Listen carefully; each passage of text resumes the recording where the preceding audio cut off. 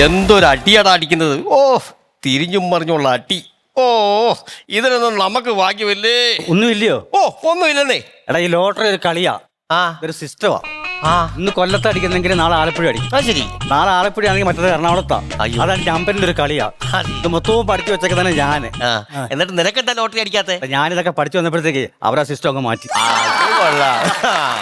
അപ്പൊ ലോട്ടറി അടിച്ചും ജീവിക്കണ്ട. എടാ വല്ല പണിക്ക് പോയി ജീവിക്കടാ. എടാ ഞങ്ങളുടെ വീട്ടിൽ 2 പേര് പണിക്ക് പോകത്തില്ല, ഒരൊറ്റ ഒരാള് പണിക്ക് പോയാൽ മതി. അതാരാ? അത് എന്റെ പെണ്ണുമ്പിള്ള തൊഴിലുറപ്പിന് പോകുന്നുണ്ട്, അത് മതി. എടാ നിനക്ക് നാണം ഉണ്ടോടാ പെണ്ണുമ്പിള്ള ജോലിക്ക് വിട്ടിട്ട് തിന്നോണ്ടിരിക്കാന്? അത് നീ പണിക്ക് പോകുന്നുണ്ടോടാ? എടാ നിന്നെ പോലെ പെണ്ണുങ്ങളെ ഞാൻ പണിക്ക് വിടത്തില്ല. പിന്നെ സന്തോഷമായിട്ട് ജീവിക്കുന്നത് ഞാൻ. 90 വയസ്സുള്ള ഒരു അച്ഛൻ വീട്ടിലുണ്ട്, അച്ഛനെ ഞാനങ്ങ് പറഞ്ഞു വിടും. പണിക്ക് പോകരുത്. എടാ ഞാൻ പണിക്ക് പോകാതെ പൈസ വെപ്പിക്കുന്നുണ്ടല്ലോ. അതെങ്ങനെയാ? ബാങ്ക് കൊള്ളയടിക്കും. ബാങ്ക് കൊള്ളയടിക്കും? ഇതിന് മുന്നേ ബാങ്ക് കൊള്ളയടിച്ചിട്ടുണ്ടോ? ഉണ്ട്. ഏത് ബാങ്കാ? Power bank. പവർ ബാങ്ക് കൊള്ളയടിക്കാനേ പറ്റൂ. കാശുള്ള ബാങ്ക് കൊള്ളയടിച്ചിട്ടുണ്ടോടാ? കാശുള്ള ബാങ്ക് ഞാൻ കൊള്ളയടിക്കും. അത് നമ്പർ ലോക്കാൻ എന്ത് ചെയ്യും? എടാ എത്ര നമ്പർ ലോക്കാണെങ്കിലും ഞാൻ അടിക്കും. എന്റെ ഭാര്യ അതിന് മിടിക്കുക. ഞാൻ എന്റെ മൊബൈലിൽ ഇടുന്ന എല്ലാ നമ്പർ ലോക്കും അവൾ അടിച്ചെടുക്കും. അതുകൊണ്ടാ സതീശൻ വരുന്നത്.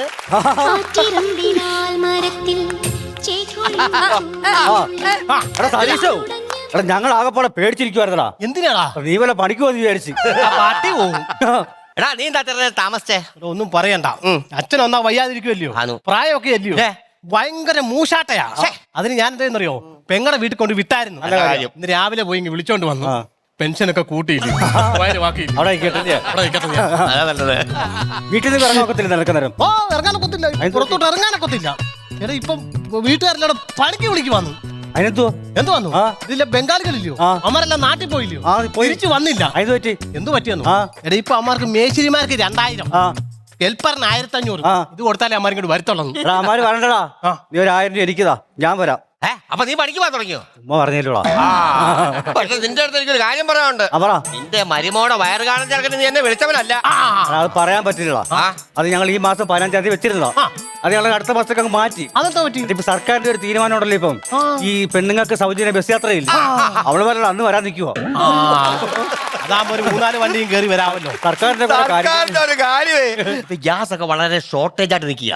ഈ വിറകൊക്കെ നല്ല ഡിമാൻഡാ. നമുക്ക് ഈ വിറക് കൊണ്ട് എന്തെങ്കിലും ചെയ്യാൻ പറ്റുമോ? പറ്റും. എന്തുവാണ്? കത്തിക്കാം. ഇവനെത്തുവായി പറഞ്ഞേ. എടാ ഈ വിറക് കൊണ്ട് വല്ല ബിസിനസ് ചെയ്യാൻ പറ്റുമോ ഞാൻ ചോദിച്ചത്. വിറക് കീറി ബിസിനസ് ചെയ്യാം. എടാ അതെങ്ങനെയാണ് ശരിയാവുന്നത്? നമ്മൾ ഈ കീറിയ വിറകിനില്ലേ വിറകെന്ന് പറയുന്നത്, അതിനെ എവിട്ട് കീറും?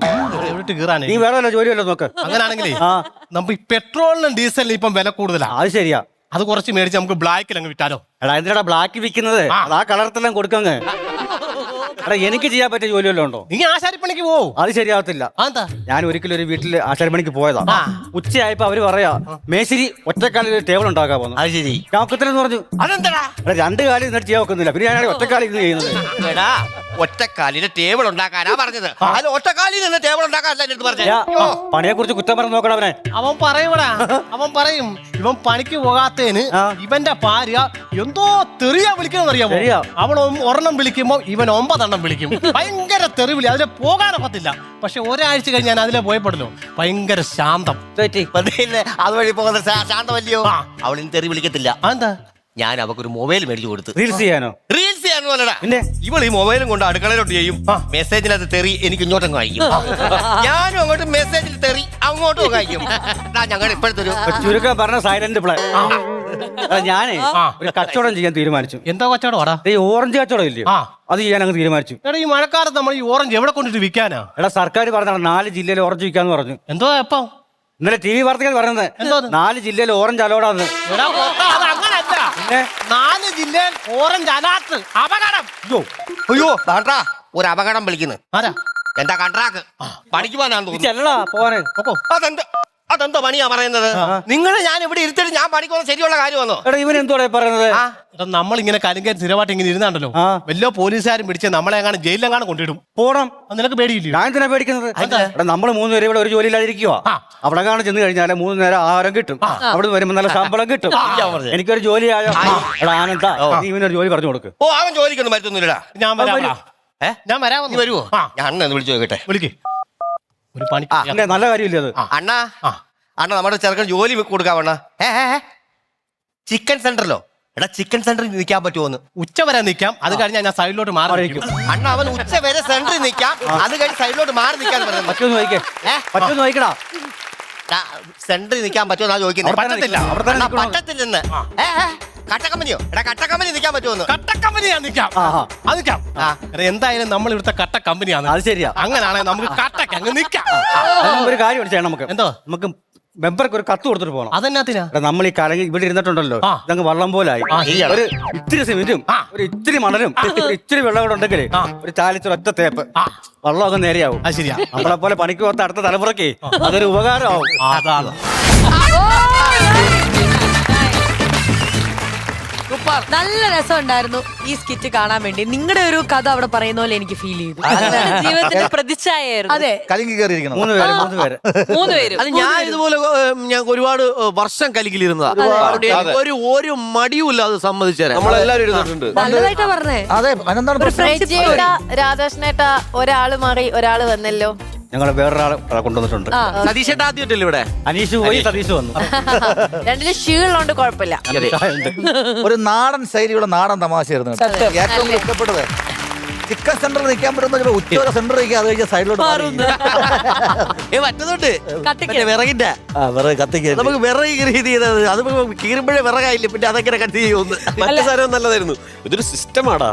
സിസ്റ്റം പഠിച്ചൊന്നും ഒരു മാറ്റി കളഞ്ഞു. അല്ല, ഈ നമ്മൾ യൂഷ്വലി പറയാ ഒരു കുറച്ച് ഗ്രൂപ്പ് ഓഫ് ഫ്രണ്ട്സിൽ ഒരുപാട് ടൈപ്പ് ഓഫ് ആൾക്കാരുണ്ടാവും. ഇത് 3 മടിയന്മാര്, ഭയങ്കര പ്രൗഡ് മടിയന്മാര്. നിങ്ങളുടെ ആ ഒരു ശൈലി, ആ ഒരു അവതരണമല്ലേ ഭയങ്കര ക്യൂട്ടായിരുന്നു. അണ്ണന്റെ പേരെന്താണ്? അണ്ണന്റെ പേര് നല്ല ടോണാണ് കേട്ടോ.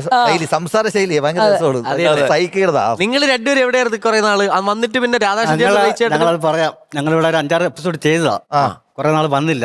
ഞങ്ങളുടെ അടുത്ത് ചോദിച്ചേടാ, നിങ്ങളിപ്പോ അമൃത ചാനലിൽ പോകുന്നില്ലയോ? നിങ്ങളുടെ സ്കിറ്റ് കാണാൻ ഞങ്ങൾ നോക്കിയിരിക്കുവായിരുന്നു. അങ്ങനെ പറഞ്ഞിട്ടുണ്ട്. ഞങ്ങൾക്ക് വരാൻ പറ്റിയില്ല. ഇപ്പൊ ഞങ്ങൾക്ക് ഇവിടെ വരാൻ പറ്റിയത് കൊണ്ട് ഞങ്ങൾ ഈ മൊത്തത്തിൽ നന്ദി പറയുന്നുണ്ട്. ഇനി വരണം കേട്ടോ, സ്ഥിരം വരണം.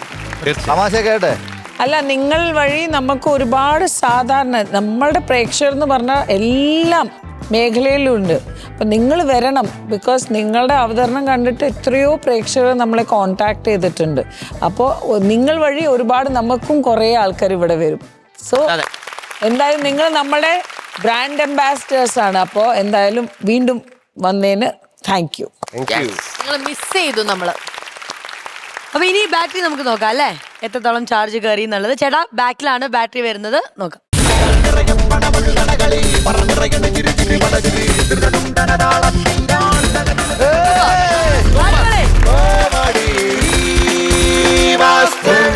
₹22,000 ശ്വേത ചേച്ചി ക്രെഡിറ്റ് ചെയ്യാവോ?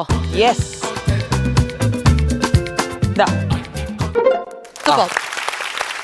അപ്പൊ വീണ്ടും നമ്മൾ കാണും അല്ലേ? തീർച്ചയായും.